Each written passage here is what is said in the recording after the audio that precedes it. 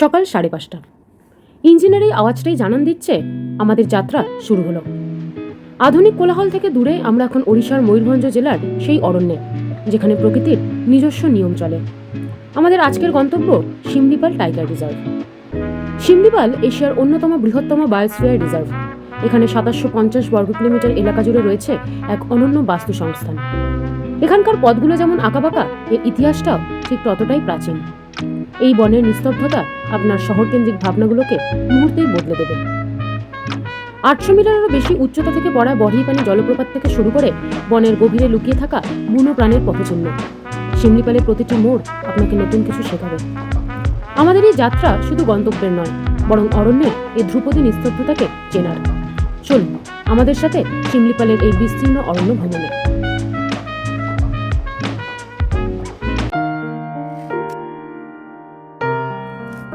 বাংলাদেশের সেই বিখ্যাত খৈরি রিসর্ট থেকে শুরু হলো আমাদের এবারের যাত্রা। NH-18 ধরে আমরা চললাম শিমলিপাল টাইগার রিজার্ভের উদ্দেশ্যে। কিছু দূর এগোতেই পথে পড়ল সদগুরু নদীর ধারে অবস্থিত সেই বিখ্যাত দুয়ার্সিনী মন্দির, যা কেবলমাত্র একটি উপাসনালয় নয়, এটি স্থানীয় মানুষের কাছে এক বিশ্বাসের কেন্দ্রবিন্দু।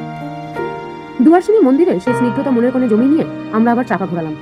আমাদের পরবর্তী গন্তব্য হচ্ছে যোশীপুর গেট। NH-18 এর মসৃণ পথ ধরে আমরা এগিয়ে চললাম সেই গেটের দিকে।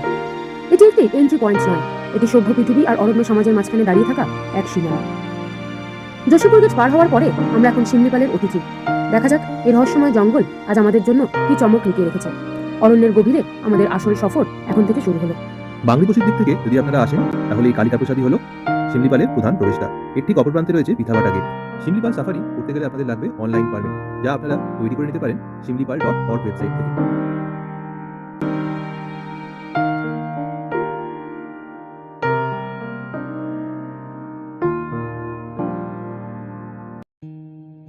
নিজেদের গাড়ি নিয়ে শিমলিপালে সাফারি করতে গেলে আপনাদের লাগবে minimum ground clearance 180 and above, অথবা আপনারা জিপ সাফারি ইউজ করতে পারেন। সেক্ষেত্রে আপনাদের খরচ পড়বে 4,500 থেকে 5,500 টাকা। শিমলিপাল সাফারি মিড জুন থেকে এন্ড অফ অক্টোবর অবধি বন্ধ থাকে।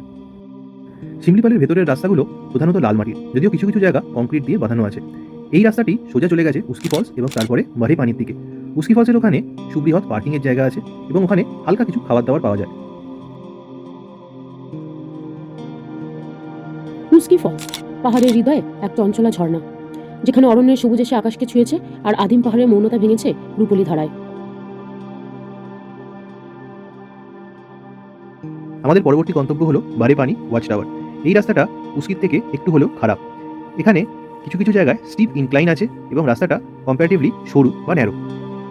শিমলিপালের প্রতিটি বাঁক যদি এক একটা গল্প হয়, তবে বড়হিপানি ওয়াচ টাওয়ার হলো সেই গল্পের ক্লাইম্যাক্স।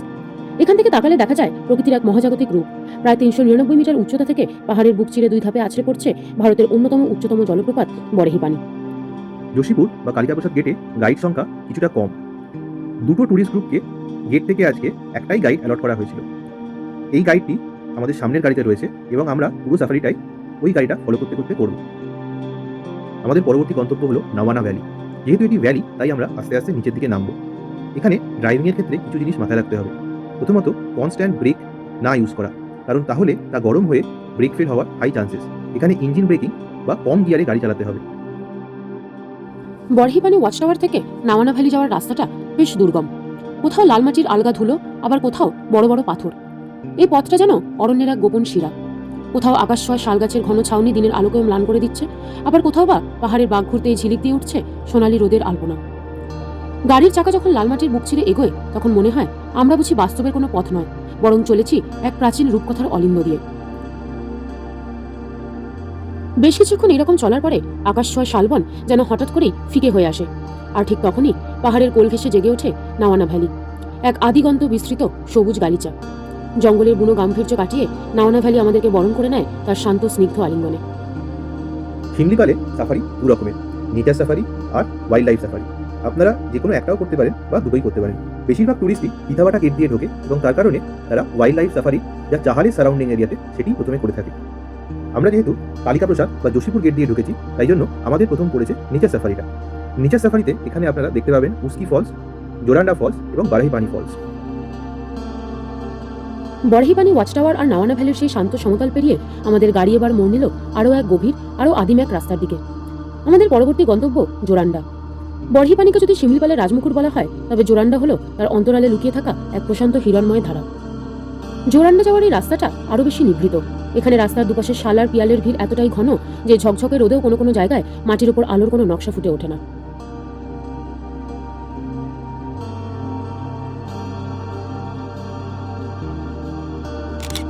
সবুজের সেই মায়াবী অন্ধকার আর নিবিড় শালবনের আড়াল সরিয়ে আমরা যখন জোরান্ডার সামনে এসে দাঁড়ালাম, মুহূর্তের জন্য আমাদের কথা বলার ভাষা হারিয়ে গেল। সামনে কোনো চঞ্চল ঝর্ণা নয়, বরং আকাশ থেকে নেমে আসা এক অখণ্ড রূপলী স্তম্ভের মতো দাঁড়িয়ে আছে জোরান্ডা।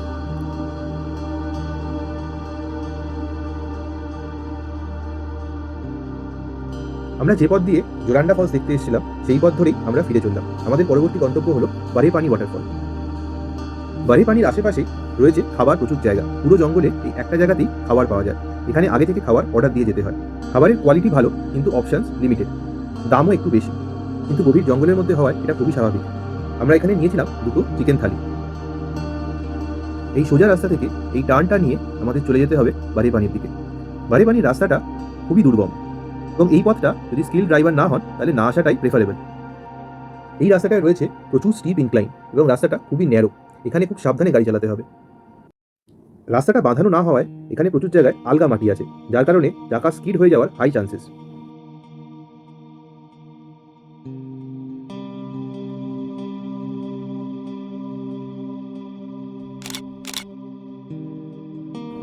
বরহিপানি অরণ্যের এক রাজকীয় গর্জন। বরহিপানি কেবল একটি জলপ্রপাত নয়, এটি ওড়িশার ময়ূরভঞ্জ জেলার শিমলিপাল জাতীয় উদ্যানের এক অনন্য রত্ন। ভারতের অন্যতম উচ্চতম জলপ্রপাতটি তার বিশালতা এবং আদিম সৌন্দর্যের জন্য পর্যটকদের কাছে এক স্বপ্নের গন্তব্য। প্রায় 399 মিটার উচ্চতা থেকে নেমে আসা এই জলপ্রপাতটি ভারতের দ্বিতীয় সর্বোচ্চ জলপ্রপাত হিসেবে পরিচিত। পাহাড়ের চূড়া থেকে এটি দুটি বিশাল ধাপে নিচে আছড়ে পড়ে, যার সৌন্দর্যকে আরও বহুগুণে বাড়িয়ে দেয়। বরহিপানির সেই সুবিশাল সৌন্দর্যকে পেছনে ফেলে আমরা এবার ফেরার রাস্তা ধরলাম। বরহিপানি থেকে ফেরার এই পথটা আসলে কোনো রাস্তা নয়, এ হলো এক পিওর অফরোডিং টেরেন। পাহাড়ের ইনক্লিনেশন বা ঢালটা এখানে এতটাই খাড়া যে ফার্স্ট গিয়ারে গাড়ি তোলার সময় মনে হচ্ছে সামনের চাকা দুটো বোধহয় মাটি ছেড়ে দেবে। চারপাশে আলগা লাল মাটি পুরো ট্র্যাপের মতো বেছানো। কিছু কিছু জায়গায় টায়ার যখনই মাটির উপর দাঁত বসাতে যাচ্ছে, অমনি ঝুরঝুরে মাটি সরে গিয়ে চাকাটা সজোরে স্পিন করছে। আয়নার দিকে তাকালে দেখা যাচ্ছে পেছনে শুধু ধুলোর মেঘ আর নিচ থেকে ছিটকে আসা পাথরের শব্দ। অবশেষে সেই চড়াই পেরিয়ে আমরা এসে পৌঁছালাম সমতলে, আর এর সাথেই শেষ হলো আমাদের আজকের নেচার সাফারি। আর এখান থেকেই শুরু হলো আমাদের সাফারির শেষ অংশ, যা হলো ওয়াইল্ড লাইফ সাফারি। শিমলিপালের এই ওয়াইল্ড লাইফ সাফারির আসল আকর্ষণ হলো এর বিশাল সব স্তন্যপায়ী প্রাণী। ভাগ্য ভালো থাকলে আমরা আজ কিছু দেখতেও পারি। শিমলিপালে যেই সব প্রাণীদের বাস তাদের মধ্যে অন্যতম হলো রয়্যাল বেঙ্গল টাইগার বা মেলানিস্টিক টাইগার বা কালো বাঘ। সারা বিশ্বে একমাত্র এখানেই এই বিরল প্রজাতির বাঘ দেখা যায়।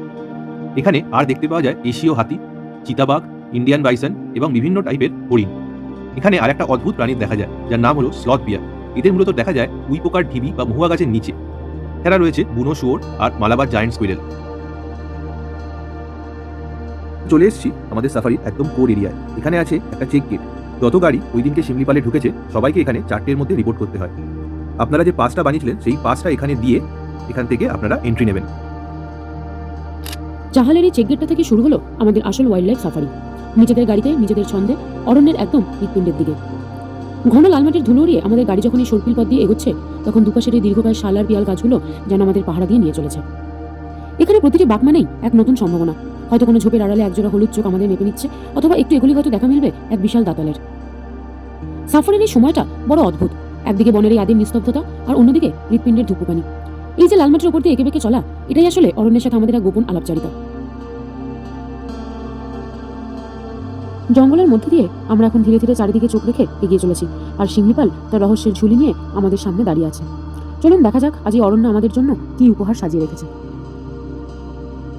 আমরা এই চলার পথে বেশ কিছু হরিণের দেখা পেয়েছিলাম, কিন্তু তা গাড়ির সাইডে হওয়ায় সেটার ফুটেজ আর ক্যাপচার করা হয়নি।